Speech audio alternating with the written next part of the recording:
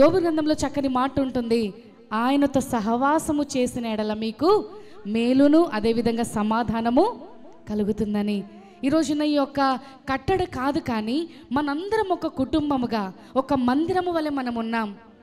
కాబట్టి ఎక్కడైతే నా నామమున 2 లేక 3 కూడి ప్రార్థిస్తారో, లేదంటే ఆయనను స్తుతిస్తారో, ఆయనను ఆరాధిస్తారో, ఆయన నామము పేరట కూడుకొని ఉంటారో వారి మధ్య నేను ఉంటానని దేవుడు వాగ్దానం చేశాడు. హల్లెలూయా. ఈ రోజున ఒకరు కాదు, 2 కాదు, కానీ కొన్ని వందల సంఖ్యలో ఈ ప్రాంతంలో మనం కూడి ఉన్నాం. అయితే ఖచ్చితంగా దేవుడు మన మధ్యలో ఉన్నారు. హల్లెలూయా. మరి మమ్మల్ని ఎంతగానో ప్రేమగా ఆహ్వానించిన దేవుని సేవకులు ఫిలిప్ గారిని బట్టి, లిడియా సిస్టర్ని బట్టి నేను ఎంతగానో ప్రభుని స్తుతిస్తున్నాను. నా హృదయపూర్వకమైన వందనాలు తెలియచేస్తున్నాను. వారు బ్రతిమాలిన తీరే ఈ రోజున నన్ను ఈ ప్రాంతానికి నడిపించింది.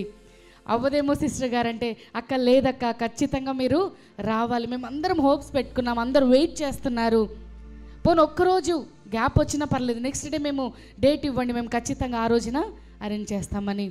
నిజంగా వాస్తవానికైతే డేట్ లేదు. నేను దిన వరంగల్ వెళ్ళి రావడము, అదేవిధంగా అనేక ప్రాంతంలో వాడబడడానికి దేవుడు సహాయం చేస్తున్నారు. రేపు నెల్లూరు వెళ్ళాలి, మరలా సండే ముగించుకొని మరలా దుబాయ్ వెళ్ళాల్సిన వారమై ఉన్నాం. ఇంత బిజీ స్కెడ్యూల్లో కూడా మరి దేవుడు ఈ రోజున ప్రేమించి, సేవకులను ప్రేమించి, వారి మనసు మరి ఎంత గొప్పదని నేనెరిగి ఈ ప్రాంతానికి రావడం జరిగింది. మరి ఎక్కువ సమయం నేను తీసుకోను. అద్భుతమైన వాక్య పరిచర్య మన మధ్యలో ఉంది. అంతర్జాతీయంగా ప్రపంచవ్యాప్తంగా వాడబడుతున్న దేవుని సేవకులు డాక్టర్ పాల్ ఇమ్మాన్యుయల్ గారు మన మధ్యలో ఉండడం చాలా ఆనందకరము, ఆశీర్వాదకరము. అయితే దేవుని వాక్యానికి ఎక్కువ ప్రాధాన్యత మనం ఇద్దాం. దానికి ముందుగా పాట ద్వారా ప్రభునామని మహింపరిచిన తదుపరి ఇక్కడ మనం చూస్తున్నాం కృతజ్ఞత స్తుతి పండుగ కదా.